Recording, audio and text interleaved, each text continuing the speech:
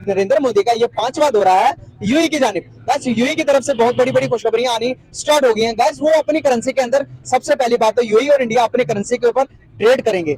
दूसरे नंबर पर अभी आईआईटी दिल्ली ओपन होगी यूएई के अंदर। गैस अभी इंडिया जो है अपनी एजुकेशन को वर्ल्ड के अंदर प्रमोट कर रहा है, दुनिया को बताएगा कि भाई ये कल्चर है इंडिया का, इसको फॉलो करो। पूरी दुनिया इंडिया के कल्चर को फॉलो करेगी।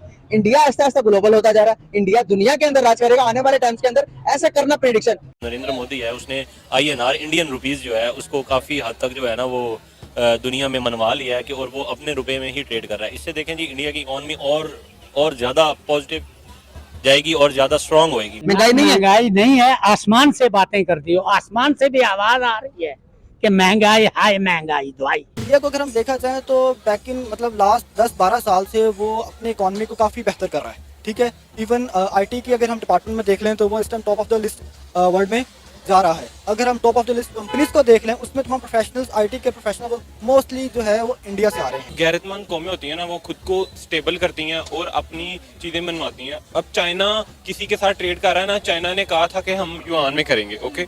और आपको पता है रशिया ने भी खुद को डेवलप, रशिया को तो खैर बहुत पहले से आ रहा है, रशिया ने भी यूरोप को कहा था कि हम रिबेल में करेंगे, आप जो भी हमसे खरीदें हमें पेमेंट रिबेल में चाहिए।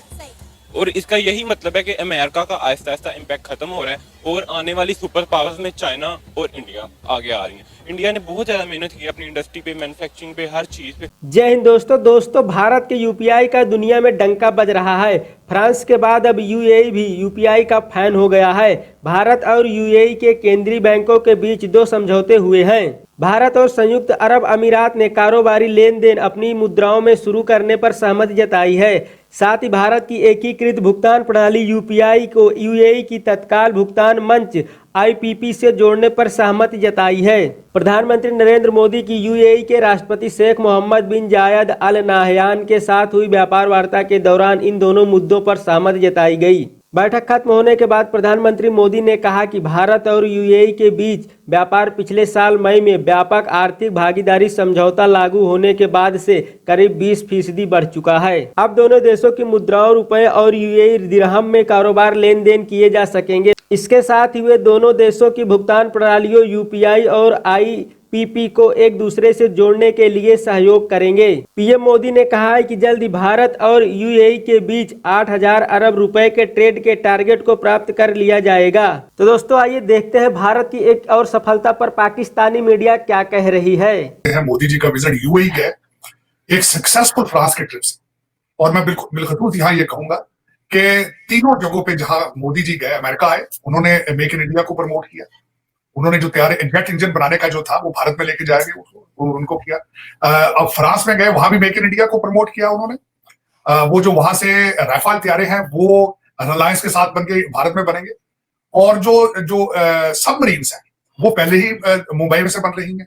और जो एक और बात, तीनों जगहों पे जो मुश्तरका चीज थी कि भारत की करेंसी को प्रमोट किया, यूपीआई को प्रमोट किया है उन्होंने फ्रांस में, और जो यूएई के ट्रिप के ऊपर गए हैं वो भी वहां पे उन्होंने यूपीआई को और फॉरेन करेंसी, भारतीय करेंसी रुपए को प्रमोट किया। यहाँ पे मैं ये खास करके कहना चाहूंगा 2 चीजें बड़े वैलिड पॉइंट है वहां में, जो मैं बड़े बिलखसूस बताना चाहूंगा आपके देखने वालों को, कि 100 बिलियन की ट्रेड का टारगेट था, 85 बिलियन अचीव कर चुके हैं, और मेरे ख्याल में जो स्पीड जिस तरह चल रहे हैं वो 100 से भी क्रॉस कर जाएंगे।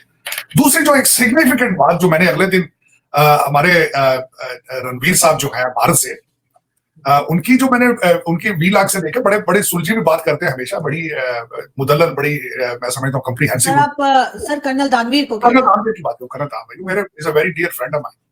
तो मैं उनकी बात ये कर रहा था कि उनके मैंने अगले दिन वीलॉग से देखा और उन्होंने बड़ी टेक्निकल बात बताई है जो अभी तक मैंने कहीं से नहीं सुनी।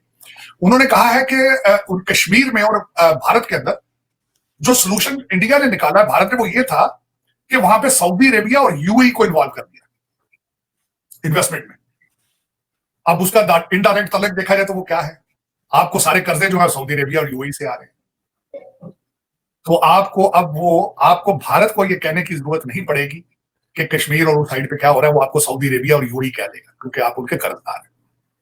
तो ये बड़ी टेक्निकल बात मैंने उनके विलाग से देखी।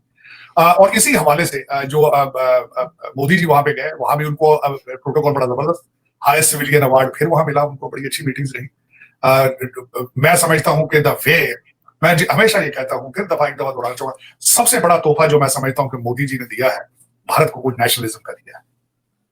मैं हमेशा ये कहता हूं, दुनिया में एक दफा एक रवाज चला था, लोग डेमोक्रेसी जमहूरियत से बेजार थे, नेशनलिस्ट मूवमेंट्स चली थी, चाहे वो ट्रम्प साहब की थी, चाहे वो ब्रेक्सिट था, चाहे खान साहब को लाया गया, एक ये भी तजर्बा किया। देखिए सारी कैंपेन्स खत्म हो चुकी हैं, लेकिन मोदी जी की सक्सेसफुल कैंपेन है। मैं हैरान हूं, ना सिर्फ भारत इस वक्त जो है वो तरक्कियों पर जा रहा है, भारतीय डायस्पोरा जहां जहां भी है, they are become very nationalist. अच्छा, आपको पता होगा इंडिया के prime minister Narendra Modi France के बाद यूएई के दौरे पर गए और वहां पे उन्होंने officially rupee and dirham trade pact sign कर लिया, यानी अब इन दोनों मुल्कों के दरमियान जो ट्रेड होगी वो रुपी और दरहम में होगी। क्या कहेंगे आप इस पर? Oh really? नहीं, मुझे इस बात का बिल्कुल भी अंदाजा नहीं था कि इंडियन रुपीस इतना ऊपर चला गया कि पीएम मोदी यूएई में जाके ये कह रहे हैं कि हमारे साथ आप ट्रेड करें रुपी में। नहीं, वाह, मतलब इंडिया ना वाकई ही रियल सुपर पावर बनने जा रहा है। ठीक है, आने वाले 4-5 सालों में इंडिया बहुत आगे चला जाएगा, अभी भी बहुत आगे है। आप देखें, इंडिया दुबई को जाके कह रहा है, दुबई भी इंडिया में काफ़ी ज़्यादा इन्वेस्टमेंट्स कर रहा है, इंडिया ने खुद को डेवलप किया है। अभी इंडिया का चंद्रयान 3 गया है। बेसिकली जो गैरतमंद कौमें होती हैं ना, वो खुद को स्टेबल करती हैं और अपनी चीज़ें मनवाती हैं। अब चाइना किसी के साथ ट्रेड कर रहा है ना, चाइना ने कहा था कि हम युआन में करेंगे, ओके। और आपको पता है रशिया ने भी खुद को डेवलप, रशिया को तो खैर बहुत पहले से आ रहा है, रशिया ने भी यूरोप को कहा था कि हम रुबेल में करेंगे, आप जो भी हमसे खरीदें हमें पेमेंट रुबेल में चाहिए। और इसका यही मतलब है कि अमेरिका का आहिस्ता आहिस्ता इम्पैक्ट खत्म हो रहा है और आने वाली सुपर पावर्स में चाइना और इंडिया आगे आ रही हैं। इंडिया ने बहुत ज़्यादा मेहनत की है अपनी इंडस्ट्री पे, मैन्युफैक्चरिंग पे, हर चीज़ पे। अब हमारी तरफ देख लें पाकिस्तान में, इधर इंडस्ट्रीज आती हैं, उन पर टैक्स लगा दिए जाते हैं, ये कर दिया जाता है।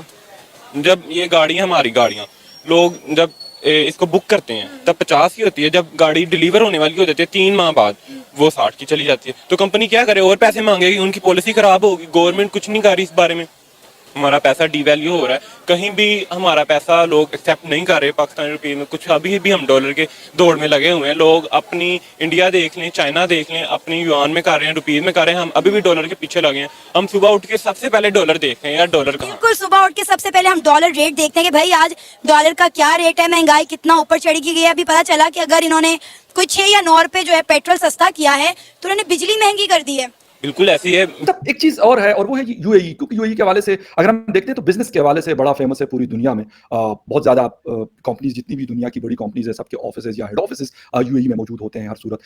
मोदी जी ने अभी तक, ये शायद 5th उनका विजिट था जब से वो लास्ट टाइम और इस टाइम को मिला के टोटल 5 विजिट्स वो कर चुके हैं। और बड़ा एक, मैं आज भी थोड़ी देर पहले बीबीसी का एक आर्टिकल पढ़ रहा था उस हवाले से कि एक बहुत बड़ी डेवलपमेंट है कि जो लोकल करेंसीज में आपस में बिजनेस करना और इसको अपना जो बिजनेस है अगर वो $100 बिलियन से इसको ऊपर लेके जाना, कितनी बड़ी डेवलपमेंट ये हो सकती है, क्योंकि एक तो करीब है दोनों और दोनों कारोबार करते हैं, दोनों बिजनेस हब हैं। इंडिया की बात करें या यूएई की बात करें, I mean, clearly these are big trading partners now.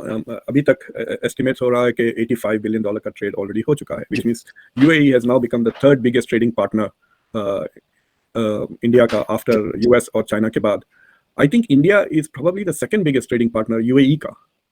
So for each other they are very important. और इनकी strategic ताल्लुकात भी है, अगर आप I2U2 को देखें so there are some strategic partnership. In fact जो फ्रांस के जो certain discussions जो हो रहे थे उसमें United Arab Emirates was also involved. So अभी जो इंडिया और फ्रांस के जो strategic ताल्लुकात है उसमें there is a third party also which is UAE.